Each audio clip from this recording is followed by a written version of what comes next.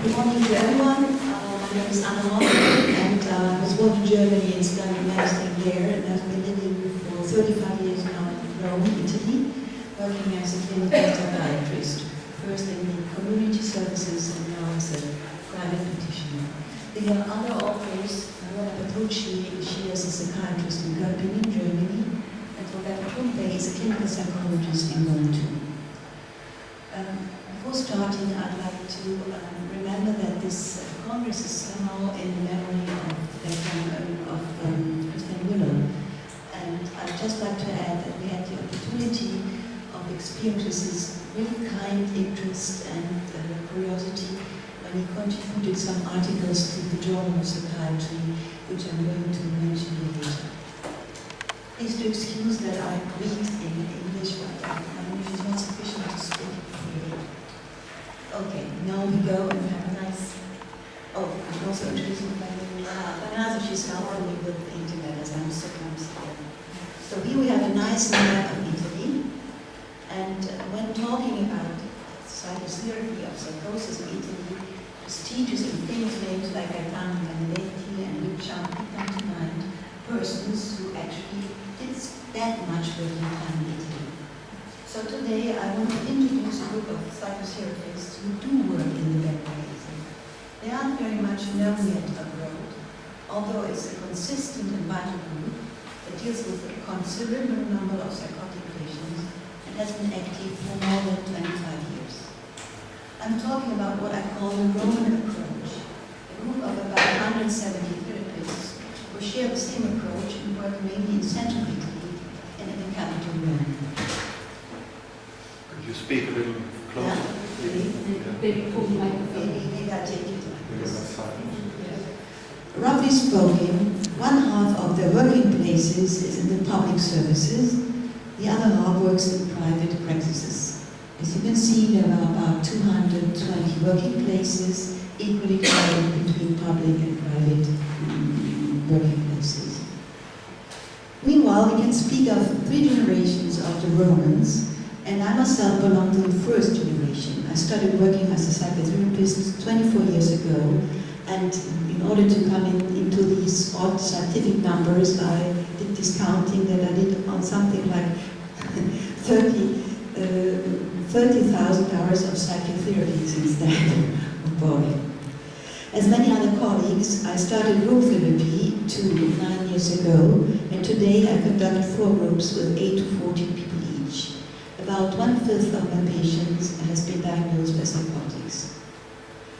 As to the total account, of patients we are taking care of, there's only one study on the topic published in 2009. It deals specifically with the group therapies, leaving out the individual ones.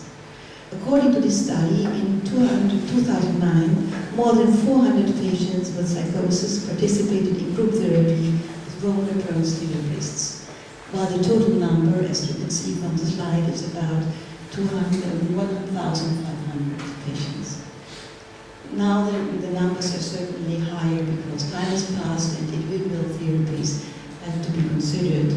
Actually, in order to update these numbers, we are about to start a new survey on the population of psychotic patients being treated by members of our group, according to ICD criteria, because we don't like the exam much.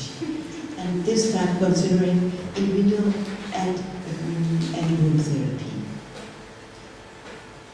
Now I have to do a little prehistory of our group. And if we go on to the next slide, I go back to 62. There has always been quite a vivid intercourse between Swiss and Italy in psychiatry. In 62, there was the first meeting of updating on problems of psychotherapy in Milan. As you can see from the contents, all sorts of big names participated. Names like Gaetano Benedetti and Silvano Arieti. Reading the proceedings, one can find the names of young psychiatrists who would become influential and famous during the following decades. Gali, Varsavia, Yarvis, many names you will know. Among the participants, there was also a young psychiatrist who, like Varsavia, had been working in Padua. His young colleague had just published an interesting article about delusional perception in Germany, and his name was, and still is, Massimo Fagioli. This is Massimo Fagioli in '64. It was an article about the therapeutic community he was conducting then. But now it doesn't look exactly like this anymore. He's 82 by now, but still working and rather vividly kicking around. Jan Fagioli was about to leave Padua in order to work at a famous private clinic in Switzerland, the Bellevue Clinic near Lake Constance, owned by the Binswanger family. Ludwig, the father of Darwin's Analyse, had retired then, but still lived in the villa. Here we look at the villa as it was at the beginning of the 20th century, and at the left you see one of the most famous patients of this clinic, which was Berta Pappenheim in art, Annelore, the studies of history. She was also treated in Bellevue, I think in 82 or something. At this clinic, the Italian psychiatrist Fabrizio Napolitani had created a therapeutic community for Italian-speaking patients. It was an interesting thing because it was a self-sustaining community with about 20 patients who were not only organizing their daily life by themselves without nurses, but also distributed medications and assisted other patients in crisis by themselves. There were only 2 doctors who lived with the patients. Fagioli, together with his young wife, took over Napolitani's place in '62. And he loves to remember some pleasant conversations with Ludwig Binswanger in the somewhat exotic salon of the Binswanger home, decorated as it was with tiger skins. Ludwig Binswanger seemed to love tiger skins. When Fagioli returned to Rome in '64, he had already started the analytical training, which was mandatory at the Bellevue. He ended it in Rome, and as a summary of his experience, in 1970 he wrote a book that would cause him a lot of trouble. The title of this book is, in English, Death, Instinct and Knowledge. You see the covers. This is the Italian edition, and this is the German translation.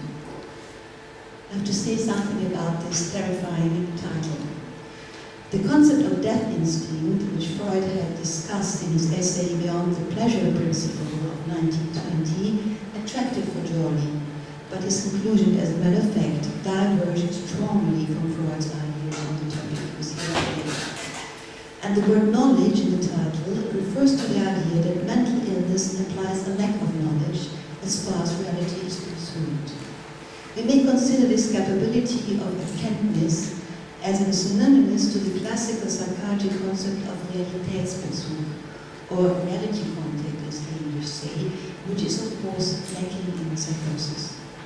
According to Fagioli, it's especially incapacity to recognize human reality that lacks in mental illness.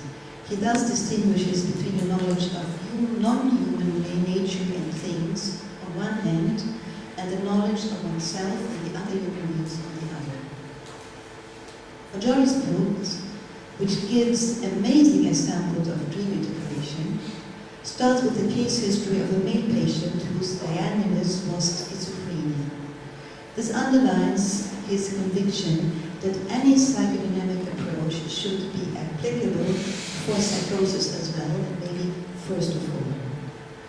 He had observed the strange reactions of the patients when the therapist is absent, for holidays, weekends, or sickness. He explained this by postulating a strong unconscious ambivalence in the patient relationship with his therapist that can only be kept in balance when the therapist is physically present and actively interpreting. Vice versa, when he is physically absent, when a separation occurs, the patient feels abandoned and attacked by the therapist. In this, he might go beyond anger and grief, turmoil, and react with a defense mechanism which Fagioli claims to have discovered. It's more than repressing or splitting or a withdrawal of reflexes, as psychoanalysts would say. It's a sort of inner blackout in which any unconscious memory of the therapist becomes totally inexistent. it disappears in the unconscious mind. The relationship that existed before, with its residual parts of libido energy, is annulled. That's why Rodori called it the pulsione di annullamento, which you might translate as annulment impulse or annulment drive, because many discussions can be made comparing it to the foreclosure of mankind. The annulment makes the psychic suffering disappear, but it also weakens the patient's psyche to the point that it might disintegrate. The same dynamic might have happened in the patient's story.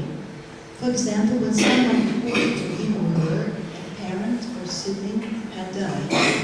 This, of course, reminded me the name of the Norwegian colleague yesterday, when she was telling that she found total emptiness and a total lack of emotion sometimes after her father had died in these dramatical circumstances. Let me now briefly explain some of the methodical concepts that are postulated in Rodori's work, because we have been applying them in our daily work for some decades now. And please do excuse that these are very concise statements, almost close to the detail, but the time is running. We think that psychiatric care as such should always consider the human being in its totality and complexity. It should always consider the unconscious mind, the behavior, and the unconscious dimensions together. That's what we think is the basis for any true respect for our patients. Not taking them for stupid, not taking them for machines, not taking for beings who don't have any conscience. The therapist must be coherent and capable of deep human relationship. And this capability is the real meaning of the concept of being present in a relationship. The capability of presence in a relationship is a fundamental therapeutic factor because, I quote, psychic disturbances seem to be mainly caused by mental absence in people who are physically present. Psychotic patients, and this is quite obvious, are characterized by unconscious dynamics which might cause the patient's total loss of contact with human reality and underlying human reality. Infantile sexual drives are not sufficient to explain this. We postulate an internal impulse which eliminates interpersonal stimuli too strong to be sustained by the patient. It's the before mentioned annulment drive. The worst clinical situation in our view stems from the complete annulment of any libidinal relationship. It can be described as coldness, internal emptiness, complete lack of emotions, non-differentiations between human beings and things, and wonder whether that might be called schizophrenia. Psychiatric disturbances lead to a disturbed way of relating to others, and that we all know. And even it's only in the unconscious thoughts where the behavior is still adequate. Disturbed relations also signify the difficulty of knowing the new reality. The capacity of the capability of relating, which is libidinal, and the capability of knowledge, that is thinking, are always interdependent. And heard about this also in our Swedish colleagues speaking about this. The disturbed capability of relating stems from inadequate human relationships, especially in early childhood, which the future patient was unable to sustain. In therapy, we try to understand, and of course change, the disturbed ways of relating with the therapist.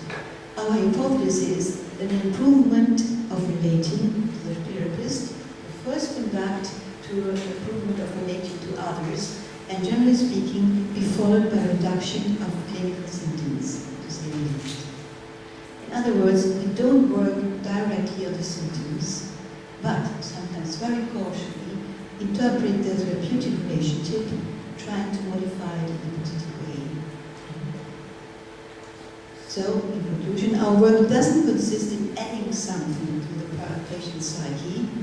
We don't do any educational work, but in helping him to get rid of the pathological dynamics which impede and null the patient's psychic capabilities. Something better than the old dynamics will then show up spontaneously. This is a courageous statement that I should explain another time.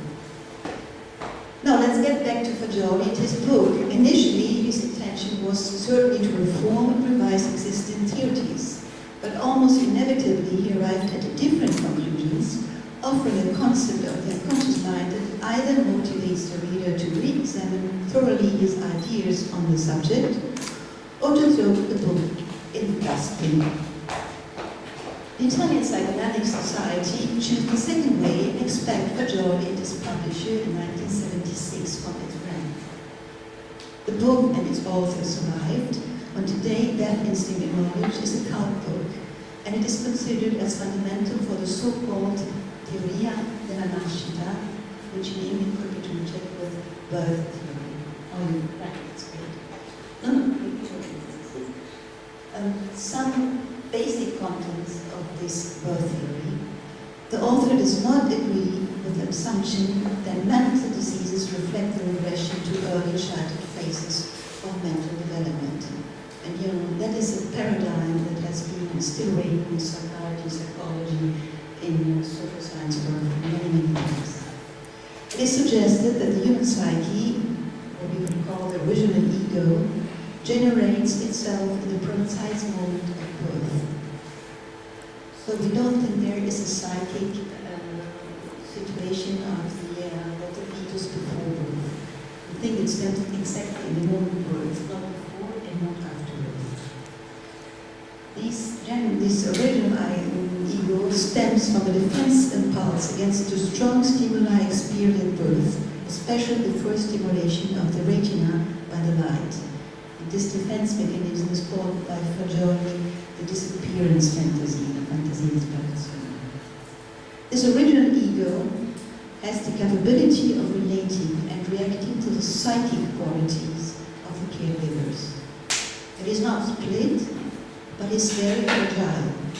If the caregivers fail to sustain it, it can break up or disappear at all. You excuse that I just shoot these sentences at you, but I can't explain this thoroughly. These ideas, which in the early 70s seemed quite uncommon, in the meanwhile have been supported by recent researchers in neonatology. They also have strong bioethical and political implications, which however we can't discuss here today, but I assure you they're being discussed in Italy. In 1975, Fagioli was invited by the Rome University to organize supervision seminars for the residents in psychiatry. These were times in which many people who were not necessarily students roamed around in the university. They soon started to fill the hour in which the supervision took place, and at a certain point asked Fagioli for interpretations of their dreams. That was the beginning of the so-called analisi collettiva, in English, collective analysis. It shows you it was a leftist environment, and the term collective was very much used then. Within 2 years, there were 4 so-called seminars on a regular weekly basis, which, as a matter of fact, represented enlarged therapeutic groups with about 100-150 participants each. These regular meetings of large group therapy still exist and continue after 38 very intense years. Of course, there has been a lot of polemical discussion about the analysis collettiva. I can't go in that topic. I just wanted to tell you that there's some results of going to the analysis collettiva which you might know. For example, there is this children's book of Michael Ende, The Never-Ending Story, and I've heard about it. There's also a movie drawn by it in the 80s, I think, and it led to the analysis collettiva, and some of his contents, very fantasy and nothing else that comes on, are clearly taken out from Fagioli's work. And there's another movie which you might have seen around, it's Devil in the Flesh, highly recommendable, with the beautiful Agnes, compared as a protagonist. And this movie is dedicated to Fagioli, and the contents also have very much to do with her work as an analysis collettiva. But what is more important to us is that Among the participants of the analysis collectiva, there was always quite a number of psychiatrists. They attended the therapy happily together with all sorts of other participants, and it took them quite some time to accept the fact that their unconscious mind was in no way better or saner than that of profane people. Only, I know what I'm talking about. Only in the mid-80s, we started to work psychotherapeutically on our own. The first private practices were opened, we started to go to congresses, and in 1992 founded a journal of psychiatry and psychotherapy with the inspiring name of Sonne de la Farfalle, which unfortunately in English is The Butterfly's Dream. That's the color. This quarterly is still being published after more than 20 years and sells about 1,500 copies. It doesn't have any impact factor. By founding this journal, of which we are very proud, the author is a strange creature, the group of therapists following the Roman approach was established as a group as such. May I just now end giving you some few numbers and figures in order to illustrate the composition of our group. The founder group of our journal consisted of 42 psychiatrists, 42 lives, equally divided in men and women. In 20 years, the total number of colleagues has quadruplicated. We're now 169. During this constant growth, the number of female colleagues increased drastically.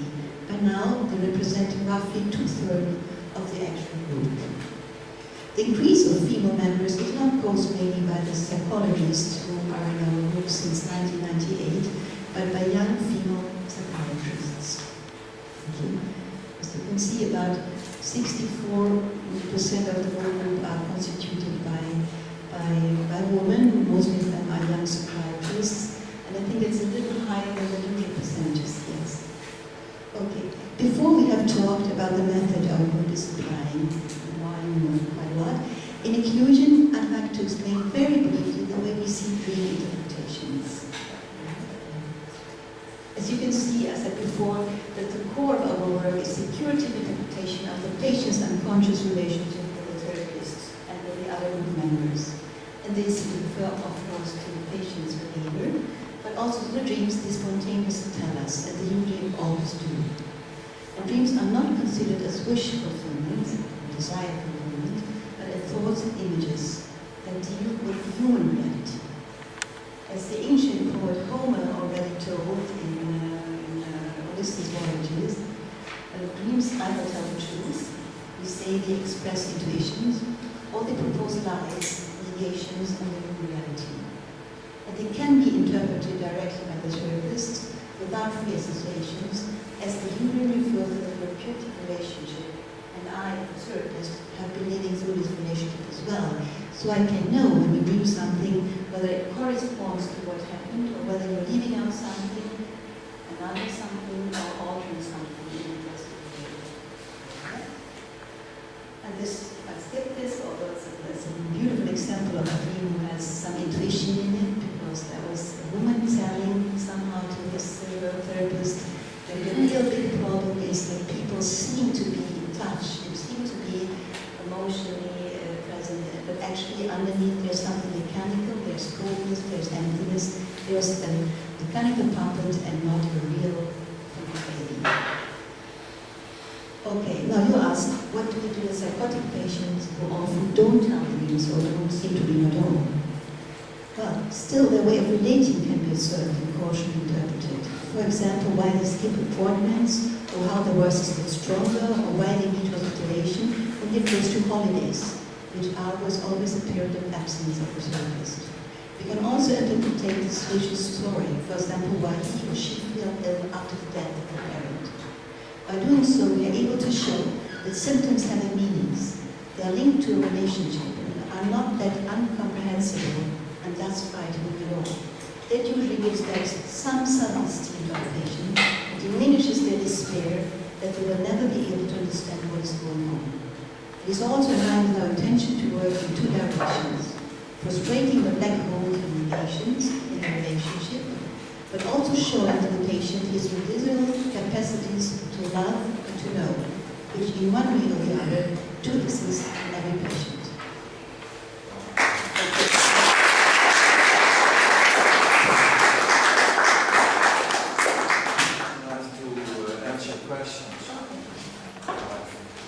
Jan.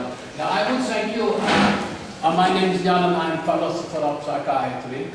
I'm very grateful for your beautiful lectures, and I would say that next conference is some little technical work. You can make podcasts of all the lectures and put them on website so that you can follow and all the rest of the world, and even video lectures from the general keynote lectures can be, it's not so much work. That's the first thing. Now, that's not possible now. For people in the workshop who want to have a digital by computer your sheets, is it possible to ask them? Okay, yes, it's possible to ask you to send people who want to have it by email? Okay, then people can do. And then, just at one page. And then, okay, so we will ask. And then I would make a compliment for Josh's lectures because it is very good about Lacan and Hegel. And I was yesterday on the user meeting from with users of Poland, who was also part of the conference. And summarized, they say the turning point in our treatment was when we met a person who treated us as human beings. And is it possible in psychiatry in future that we will be treated as human beings?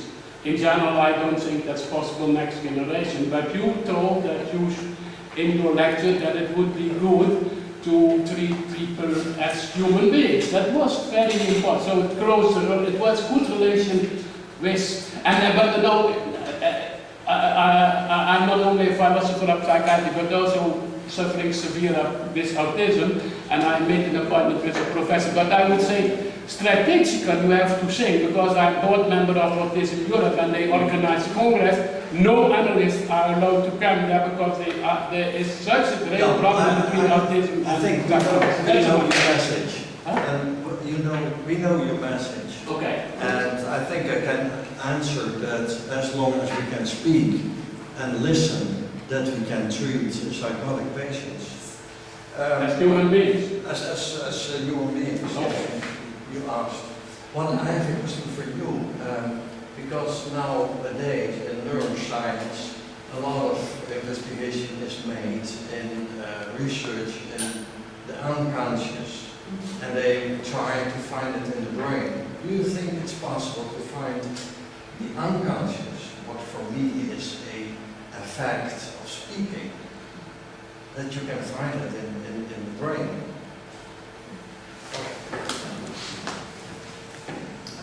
What a complicated question for ignorant of neurobiological issues as I am. I don't think you can find the mind unconscious or not conscious in the brain, but I think mind can't exist without brain.